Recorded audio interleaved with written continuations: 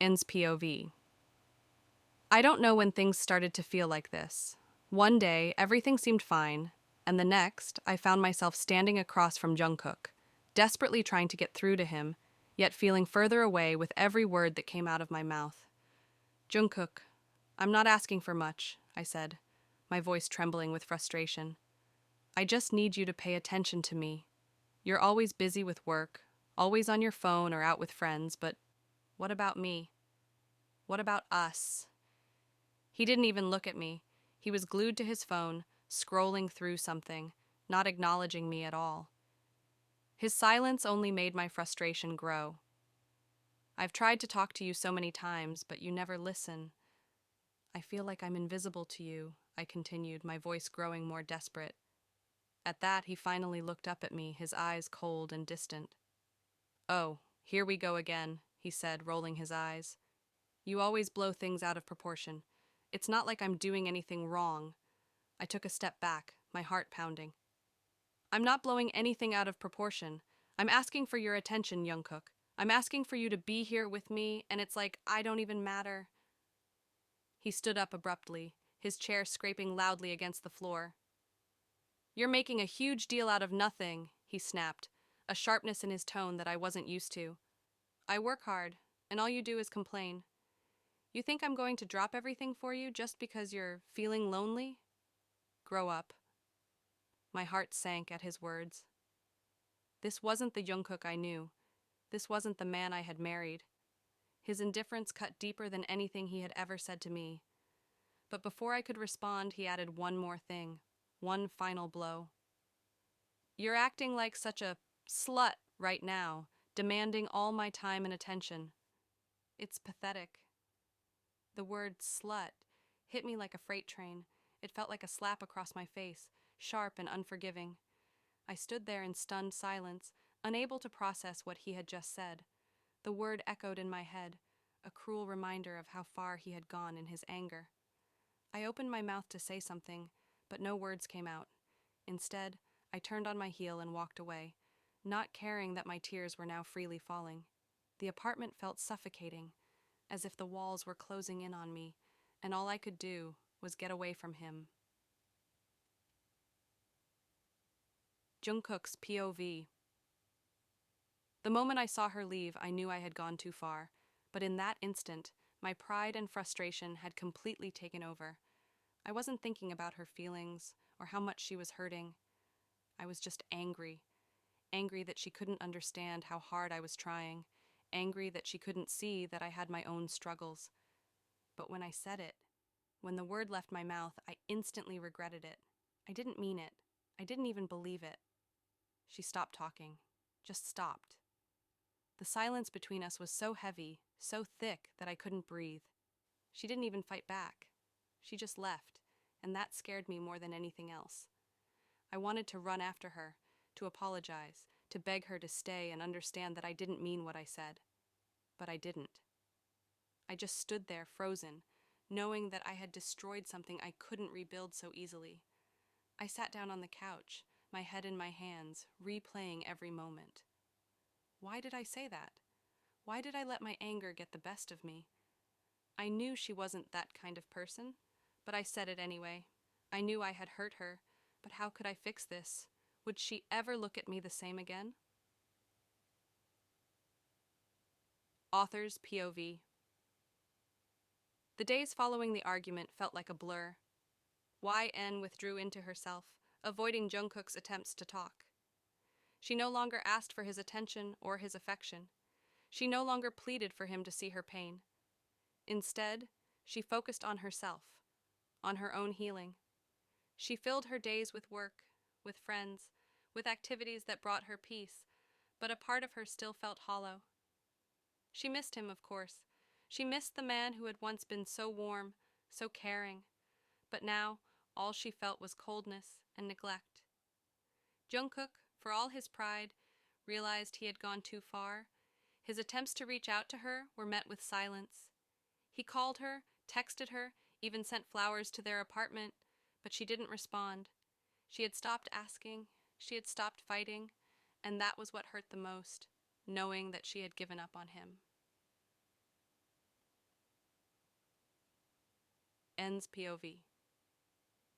It had been a week since that night, a full week since he called me that word. I hadn't heard from him, not once, and that hurt almost more than the argument itself. The apartment felt colder, emptier without his presence. I spent my evenings alone, wrapped up in blankets, watching TV or reading books. It wasn't the life I wanted, but it was the life I had now. I wasn't going to keep asking for his attention anymore. I wasn't going to keep chasing. I knew what I deserved, and it wasn't this. I wasn't going to beg for love, for his time, for his respect. I wasn't a fool. I had to stop trying to fix something that he wasn't even trying to fix himself. Jungkook's POV. The silence between us was killing me. I thought about her every second. I thought about the way she used to laugh, the way she would rest her head on my chest at night. I missed her, but I couldn't bring myself to say the right words. I was scared that I had ruined everything, scared that she might never look at me the same way again. I thought about her in every room of the apartment, her absence like a ghost haunting me. The worst part? I couldn't blame her. Not anymore. I had said something unforgivable and I couldn't take it back. But I couldn't stand this distance either. I sent her one last message, hoping it would be different this time. YN, I'm sorry, please let's talk. I can't stand being without you like this. But her phone didn't buzz with a reply.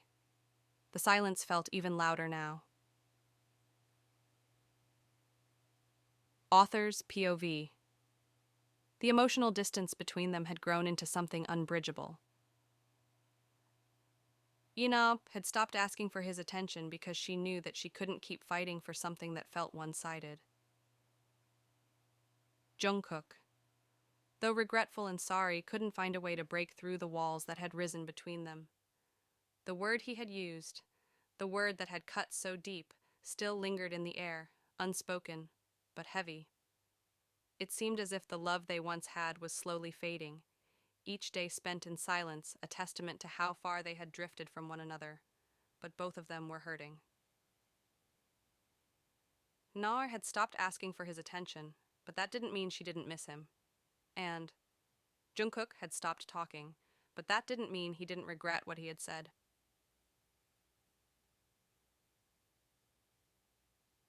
YN's POV. One evening, as I was sitting on the balcony, watching the sunset alone, I heard the door creak open. I didn't have to look up to know who it was. His presence was undeniable. Jungkook stood at the door, unsure, hesitant. I didn't move, didn't acknowledge him right away. I had made my decision, and I wasn't going to make it easy for him. After a long silence, he finally spoke, his voice low but filled with emotion. I'm sorry, YN. I was wrong. I shouldn't have said that to you. I didn't mean it. Please, please forgive me. I turned to look at him for the first time in days. His eyes were tired, filled with regret, and I could see the guilt weighing on him. I don't know if I can just forgive you, Jungkook, I said softly, my voice firm but filled with pain. You broke something in me. I stopped asking for your attention because I realized I was asking for something that you weren't willing to give. I deserve more than that. His shoulders slumped, as if the weight of my words hit him harder than he had expected. I'm not asking for everything to be okay right away, he continued, his voice breaking slightly.